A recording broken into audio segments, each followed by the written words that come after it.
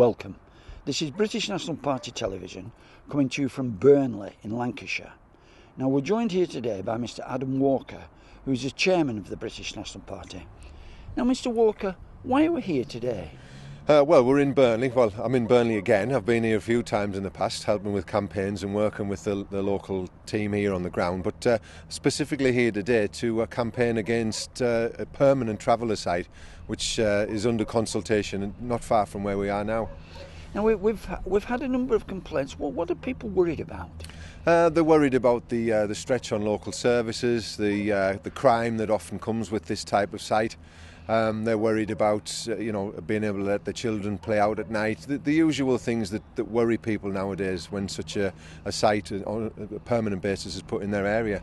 I know people specifically here, these houses have just been built and they paid a lot of money for them just 3 years ago. Why do you think they're worried?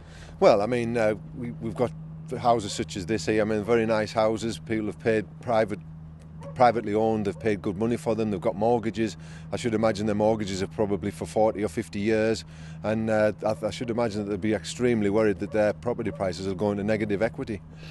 And what are we doing to help them with regard to this leaflet? Well, we've got a leaflet here, and we're making people aware of it, because more often than not, as you well know, Tony, when we hear about public consultation, more often than not it's not a consultation, and we hear about it after the event. So what we're doing here is we're raising awareness of this problem for folk and letting them know that we are here for them, that we're doing something about it, and we're giving them the option to have a say in their community and make it a better place.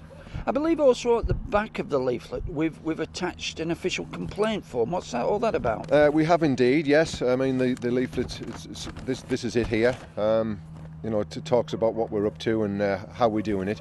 And what we've got here, we've got the issues and options, additional sites, the consultation, and this gives people the opportunity to have their say. On the back, they can write their own views on there. And I would suggest that if people want to make a difference in the community, they get off their backsides, have a read of this, fill it out and get it posted back in. Well, thank you very much. We'll now move from here to the site of the proposed permanent gypsy camp. I believe this is only one of a number of proposed sites. Yeah, that's right, Tony. And as I mentioned earlier, the proposals are going through. People have been consulted on it, apparently. And this is one of four. So there are four. Four in Burnley? Yeah, four in this this area, really. So, there's one of the four. There are another three out there. So there's quite a lot, really.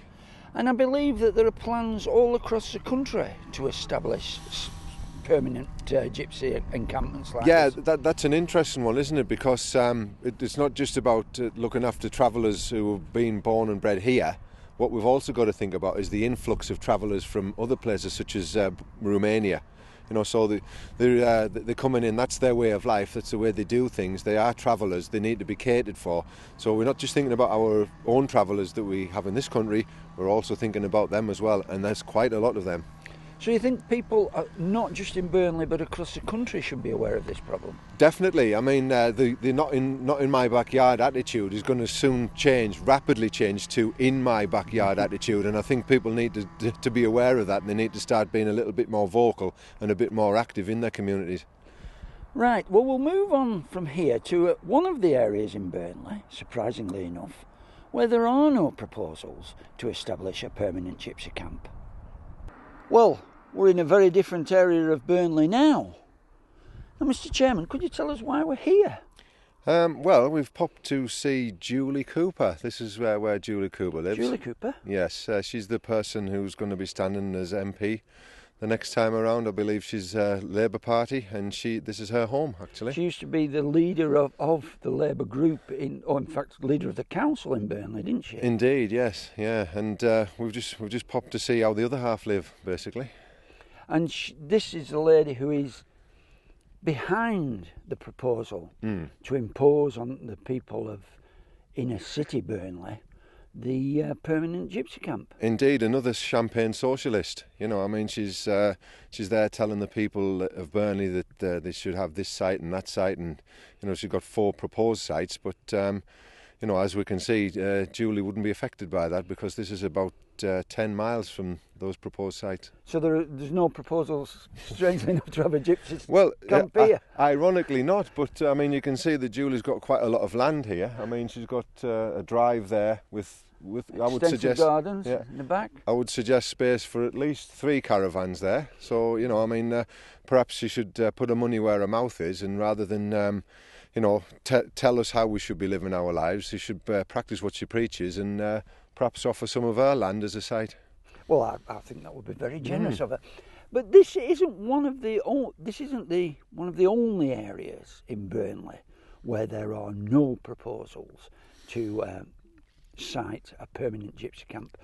What distinguishes the other areas? Well, we don't have any sites lined up for any areas where there is a big Muslim population either. That's surprising. Why do you think that is? Well, I don't know, because in a true multicultural society, you would have thought that you know, we would like to mix and match people. Of diversity. Yeah, a bit of diversity in the melting pot, but it seems as though the melting pot has been, you know, separated somewhat, and these sites are only destined for white areas, which is quite bizarre, really, when you think that well, yes, it we is. live in such a society. Yes. Anyway, that is a lot of food for thought for our viewers. Thank you for watching.